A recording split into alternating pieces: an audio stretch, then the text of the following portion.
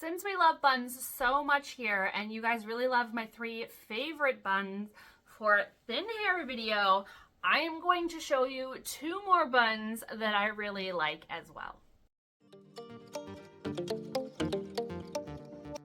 Now the reason these 2 buns didn't make my top 3 video was because they just take a little bit more time and effort to create, but that effort reaps some rewards as they are very pretty and very voluptuous looking buns. The other 3 are definitely a little quicker and arguably a little easier, but that really depends on where your skills lie with your hair. Some people might actually find these easier, but that's really an individual thing. With the first bun, I'm going to put my hair up. I'm going to leave my bangs down. But again, with any of my styles, especially buns, you can always choose to have your hair all back or leave the front out. That is just personal preference, 100% your call. There is no wrong answer there. So I'm throwing my hair up in a ponytail, and I'm using one of my favorite little nylon gentle hair ties that I have in my Amazon storefront. And I'm just tying that up. I am going to pull out my base so it is a little bit on the fuller side. I don't want anything too slicked back, especially with this bun. It's a really fluffy teased bun, so I want my base to be fluffy to reflect that look. All right, then I am just gonna take a comb and I'm gonna tease all the hair in my ponytail. I'm gonna do that by sticking my comb into the chunk of hair and just pushing down just like that. We're not pushing up and down because we don't want to create tangles. We just want to kind of push the hair into itself to create a ton of fullness.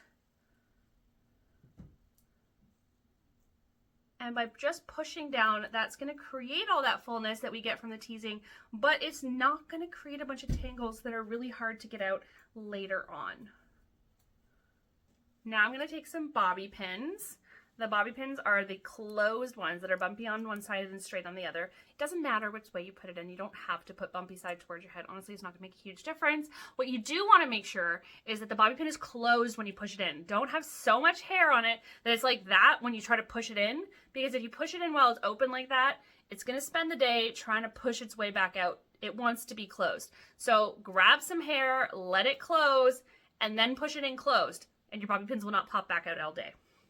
So we're just going to grab chunks of the hair, pull it down, and see how I grab hair, and then I let my bobby pin fully close before I push it in. And we're just going to do that all around. This bun comes out a little different every single time I do it because you're really just shaping it as you go. But it's a really easy way to create a ton of volume. It is a true messy bun. It is not for someone who wants a really put together, elegant bun. But the girls who like the messy buns, they like the messy buns. So if this bun is not for you, that's okay. But we don't have to be negative about the people who do like a truly messy bun. There we go.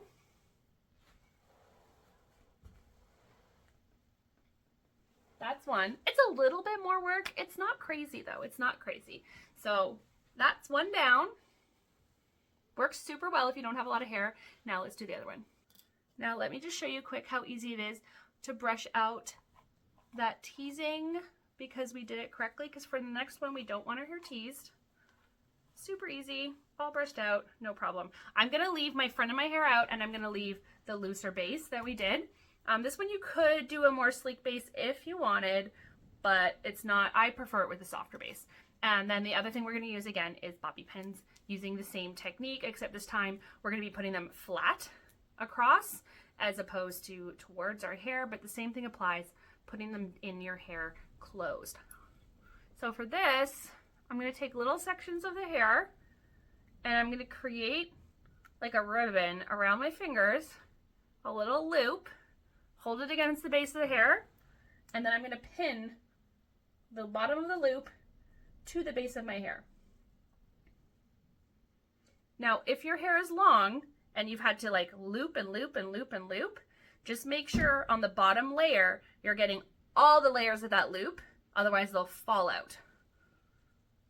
But if your hair is not super, super, super long, then there shouldn't be too many loops to worry about. Now, you don't want to take sections of hair that are too big, because if you don't have a lot of hair like me, you need to make it all the way around your head with these little ribbon loops. And if you use too much hair in any one single loop, then you won't have any hair left to work with. So as you can see, I also like kind of spread them out apart, and where they come together, where those two edges meet, you can actually pinch them together and then stick a pin right in the bottom there just to kind of close the gap.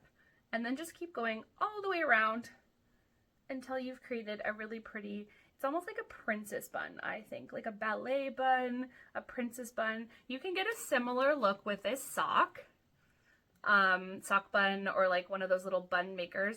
Though I do find if you have hair that's on the thinner side like mine, those can be kind of tricky to work with.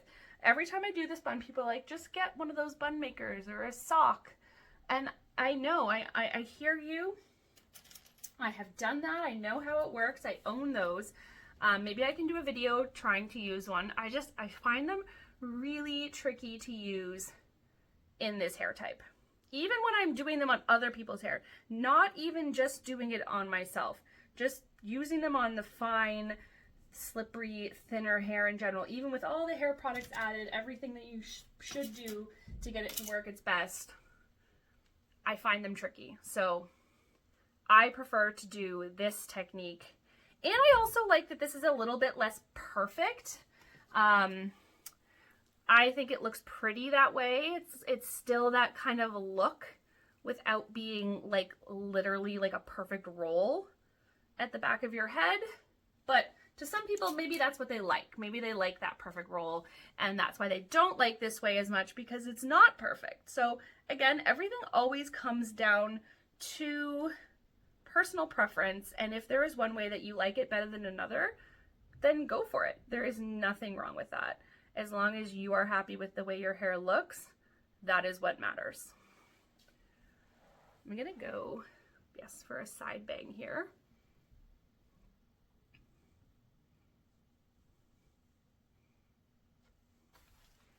There we go. Another cute bun.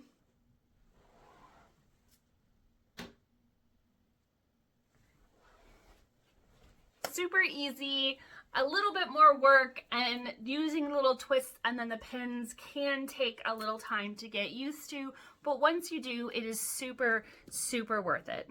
Thank you so much for watching today. I hope that you enjoyed this and that you got some new ideas for 2 more buns. I have done these buns in the past, but I thought I would throw them into a video together as a sequel to my other 3 favorite buns video, just to kind of compile it all together for you guys. But if you are looking for even longer breakdowns of these buns, you can check out all of my buns in my buns playlist, because there are so many. Hit that notification bell so you don't miss any of my upcoming videos, because I do post a lot. Share this video with anyone that you think would find it helpful. Please subscribe if you're not already a subscriber, because I would love to have you as part of my DIY Hair School family. Thank you so much for watching today. I love helping you love your hair. Bye.